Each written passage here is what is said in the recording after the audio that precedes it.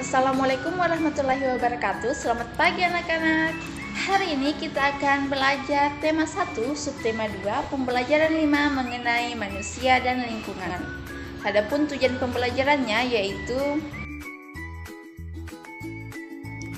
yang pertama, dengan mengamati gambar, siswa dapat merangkai sebuah cerita dengan percaya diri. Yang kedua, dengan membaca, siswa dapat mengetahui macam-macam otot pada manusia. Yang ketiga, dengan bereaksi, siswa dapat membuat desain cover buku. Dan yang keempat, dengan membaca, siswa dapat menentukan ide pokok dari masing-masing paragraf dengan tanggung jawab. Silahkan kalian perhatikan gambar ilustrasi berikut ini. Gambar ini menunjukkan bahwa Pak Bejo yang meskipun sudah tua, namun dia masih kuat untuk mencangkul. Tahukah kalian mengapa Pak Bejo yang meskipun sudah tua, namun masih kuat untuk mencangkul? Jawabannya adalah karena Pak Bejo masih memiliki tulang-tulang dan otot yang kuat. Jadi, tulang dan otot memiliki peranan penting dalam setiap gerakan manusia. Pada kesempatan kali ini, kita akan belajar lebih jauh untuk mengenal otot sebagai alat gerak aktif manusia. Tahukah kalian apa itu otot? Otot adalah jaringan yang ada di dalam tubuh manusia, berupa alat gerak aktif yang menggerakkan tulang sehingga menyebabkan suatu organisme atau individu dapat bergerak. Otot bekerja dengan cara berkontraksi dan berelaksasi. Adapun fungsi otot pada manusia, yang pertama, menjalankan dan melaksanakan kerja. Contohnya berjalan, mengangkat, dan memegang. Yang kedua, menggerakkan jantung sehingga dapat memompa darah ke seluruh tubuh. Mengalirkan darah yang terdiri atas zat-zat yaitu nutrisi, oksigen, dan lain-lain. Macam-macam otot manusia. Yang pertama, otot polos.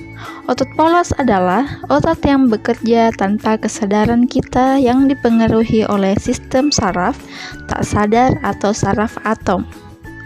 Ciri-ciri otot polos yaitu yang pertama, waktu kontraksi antara 3-180 detik. Yang kedua, bentuk dari otot polos adalah gelendong. Yang ketiga, terletak pada organ dalam. Kemudian yang keempat, memiliki satu inti sel yang berada di tengah. Dan masih banyak lagi. Yang kedua, otot lurik. Otot lurik adalah otot yang menempel pada rangka tubuh manusia yang digunakan dalam pergerakan. Otot lurik adalah otot yang bekerja di bawah kesadaran. Ciri-ciri otot lurik. Yang pertama, bentuk silindris dengan garis gelap terang. Kemudian yang kedua, melekat pada rangka. Yang ketiga, bekerja secara sadar dengan perintah otak. Yang keempat, cepat dan mudah lelah. Yang kelima, bentuk yang panjang dan memiliki banyak inti sel. Yang ketiga, otot jantung. Otot jantung adalah otot yang bekerja secara terus-menerus tanpa istirahat atau berhenti. Otot jantung merupakan perpaduan antara otot lurik dan otot polos. Karena adanya persamaan yang ada pada otot jantung, misalnya memiliki sisi gelap terang dan inti sel yang berada di tengah, otot jantung berfungsi dalam memompa darah ke seluruh tubuh. Otot jantung bekerja di bawah kesadaran manusia. Saraf yang mempengaruhi otot jantung adalah saraf simpatik dan saraf parasimpatik. Adapun ciri-ciri otot jantung, yang pertama, otot jantung berbentuk silindris. Yang kedua, memiliki percabangan. Yang ketiga, otot jantung terletak pada jantung. Yang keempat, memiliki satu inti sel yang berada di tengah. Kemudian yang kelima, bekerja tanpa kesadaran manusia. Dan yang keenam adalah bekerja terus-menerus dan tidak membutuhkan istirahat. Nah, anak-anak, itulah tadi 3 macam otot. Bagaimana anak-anak? Apakah kalian sudah memahami tentang otot manusia? Untuk lebih memahaminya lagi, mari kita sama-sama membaca mengenai otot manusia. Dalam bacaan ini kita juga dapat menentukan ide pokok. Untuk menentukan ide pokok pada paragraf pertama, terlebih dahulu kita harus membacanya. Yang pertama, otot-otot dalam tubuh manusia memiliki beberapa fungsi, tetapi fungsi yang utama adalah untuk bergerak.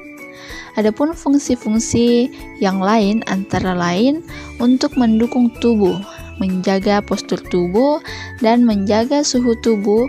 Semua fungsi otot tersebut dapat dilakukan apabila otot dalam keadaan sehat tanpa terjadi gangguan atau kelainan.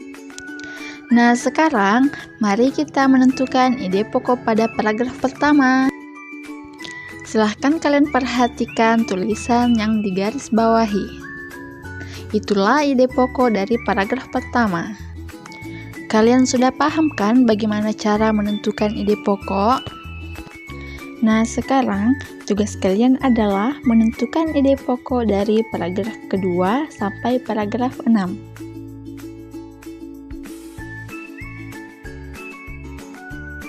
Buatlah tabel seperti ini untuk menulis jawaban kalian atau ide pokok yang kalian temukan pada setiap paragraf. Anak-anak, itulah pembelajaran kita hari ini. Selamat belajar ya. Wassalamualaikum warahmatullahi wabarakatuh.